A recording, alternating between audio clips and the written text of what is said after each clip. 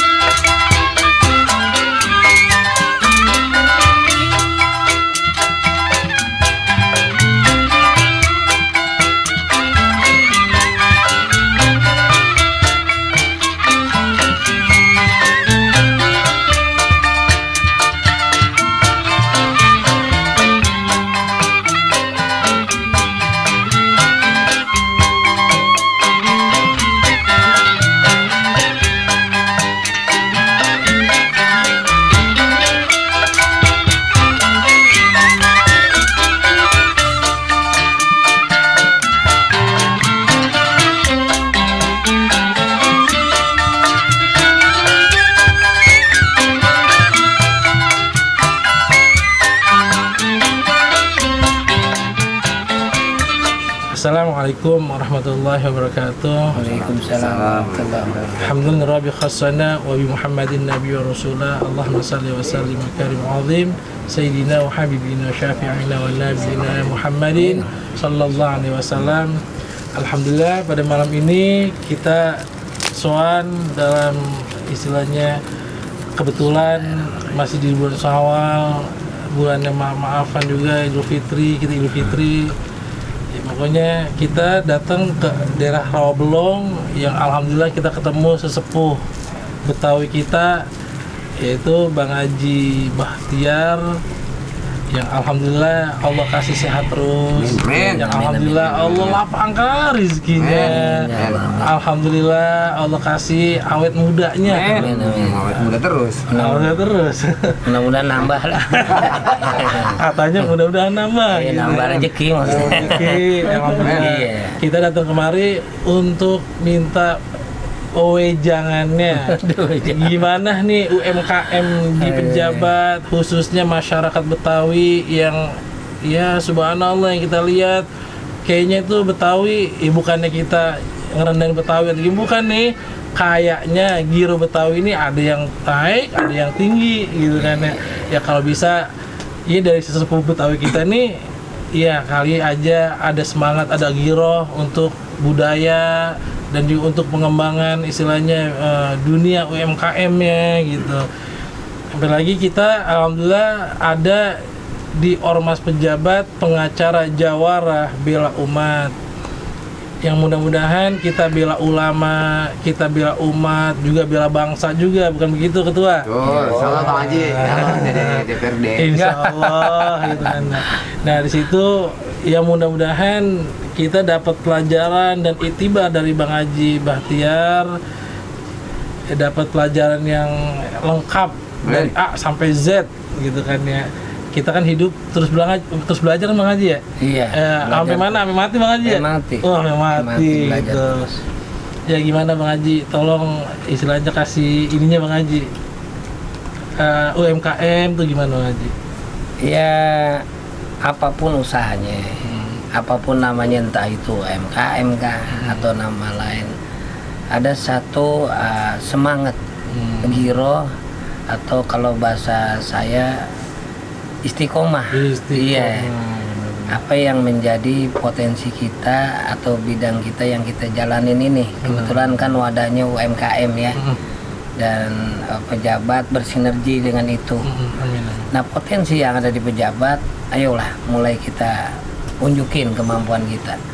Jadi kalau bahasa saya, kita unjukin dengan karya dan prestasi, baru kita dihargain orang. Subhanallah. Iya.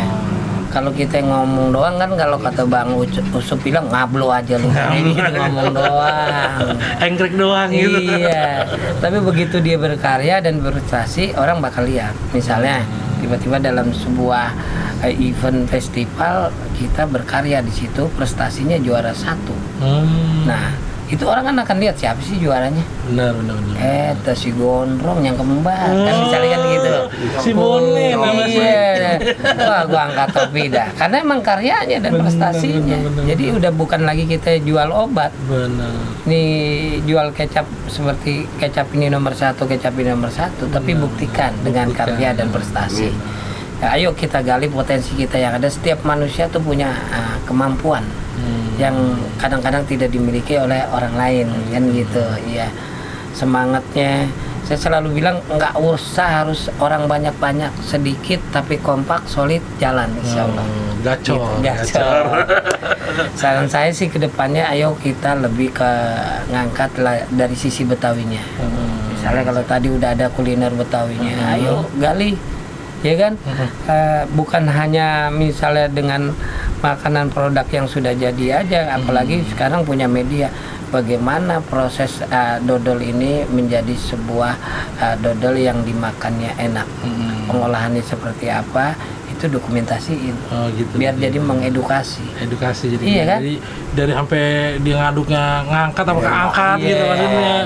Kenapa nggak boleh berisik, nggak boleh ngomong? Kenapa sih kan gitu? Kan Kayak dulu bikin kan tape gitu Bang Haji, bikin tape katanya nggak boleh banyak omong atau nggak boleh ngedumel. Iya. Tape ini itu nggak enak gitu kan. Kayak gitu Bang Haji ya. hal yang menjadi budaya kita dulu tuh kita angkat lagi. Kenapa tuh?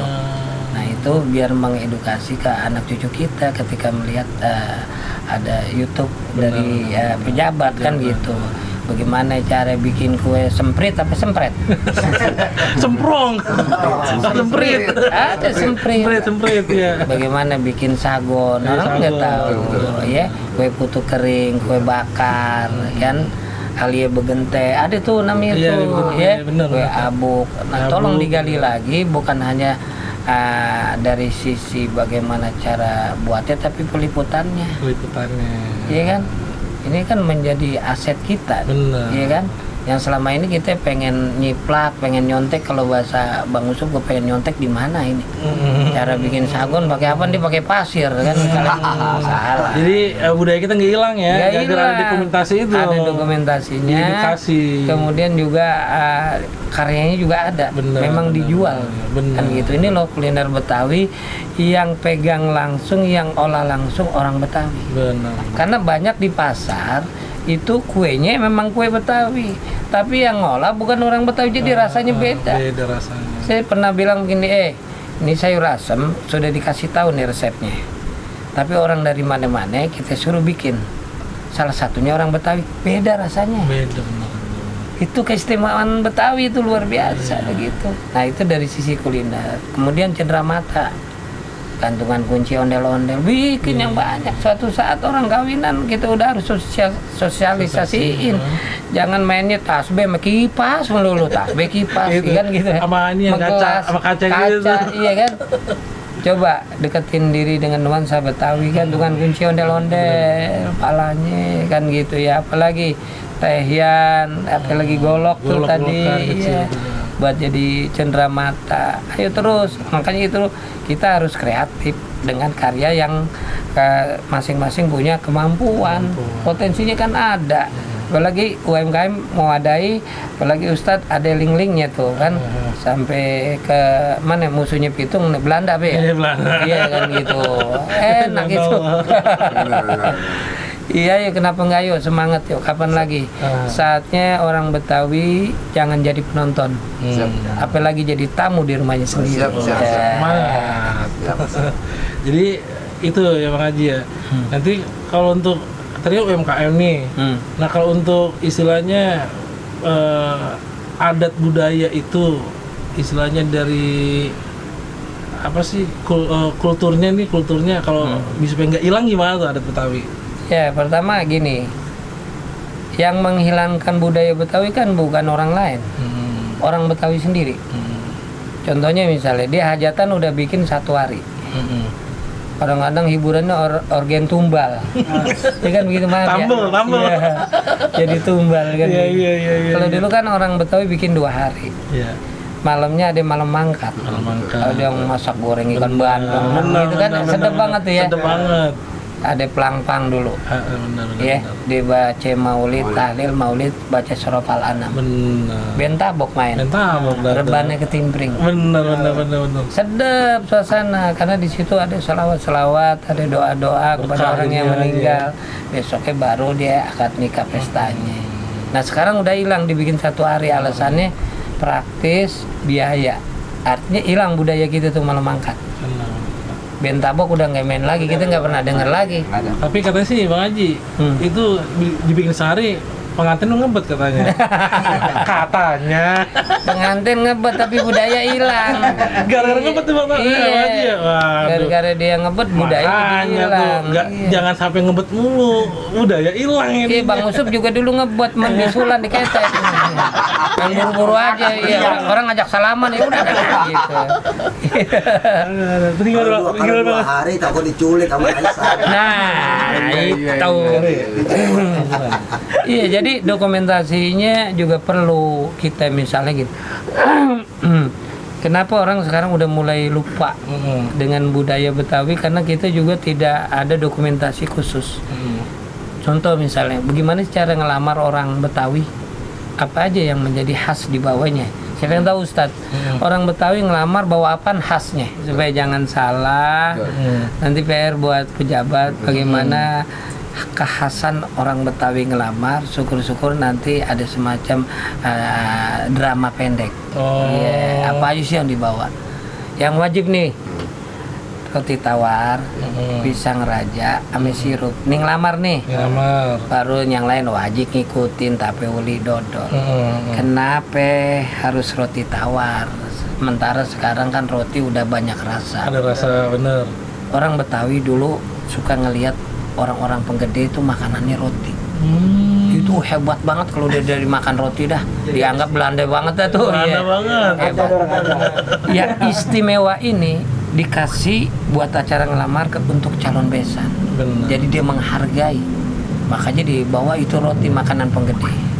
Kenapa pisang raja? Pisang dari segala pisang dan raja dari segala raja. Itu juga diberikan kepada orang yang calon besan kita. Artinya makanan pilihan. Kenapa sirup? Sirupnya dulu apa? Cap bango. Iya. Supaya nanti dia berumah tangga kehidupannya manis seperti sirup. Subhanallah. Itu ada filosofinya itu. filosofinya. Iya, ini yang banyak orang Sembarangan nggak sembarangan, baru aja geplak ngikutin. Nah, kapan dia bawa roti buaya? Ketika akad nikah. Akad nikahnya. Iya kan, roti. Ada juga di daerah sono tuh Pasar Baru dia bawa roti kepiting. Semuanya ada filosofinya. Roti buaya udah umum dah, orang tahu lambang kesetiaan. Benar. Cukup satu pasangan nggak ganti-ganti. Mudah-mudahan susah senang hidup sampai mati pasangannya itu. Walaupun dalam satu kubangan empang itu ada perempuan-perempuan lain, dia nggak tergoda tuh. Iya. Tuh buaya tuh sampai setianya seperti itu. Setia banget ya. Iya kan gitu. Cuman kan ada yang plesetin, Betawi buaya lebih dari satu, katanya begitu. Saya jawab, bukan lebih dari satu. Bang Arkani sensus dikasih tugas dari kelurahan, dia cek tuh dari rumah ke rumah. Lah, ini kok kebanyakan perempuan. Laki 1, perempuan 10. Kalau beneran Betawi jujur aja kawinin 1, 9 jadi nenek-nenek semua, nggak ada yang sentuh. Dosa kan? Benar. Nah Betawi kepanggil rasa ini kesianan, dia kesianan dia sama perempuan. Iya, bahasa kata mubajir apa gimana? Iba dia iba. Dia mubajir. Dia nambah dah tuh 2. Iya. Ada yang bilang kagak, bukan 2 aja 3. 3 begini. Nih Ustadz udah telanjur kaya, gue bagi 2 aja kagak habis-habis, gue mau bagi lagi yang lain. Nambah dah 3.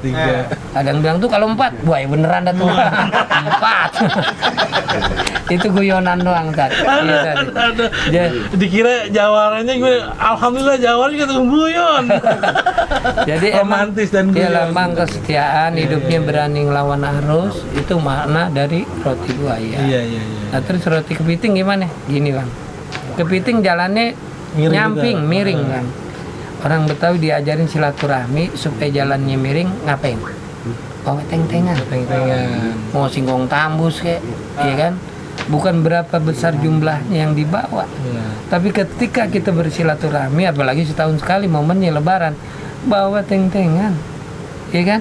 Diajarin tuh, udah nggak bawa teng-tengan, Bang Hilman mempertuanya bisikin, ada duit nggak nyak, gua mau minjem duit. Wah ini Begitu Bang Iman. teng-tengan kagak bawa, pulang mau minjem duit kan ngeselin, ya kan?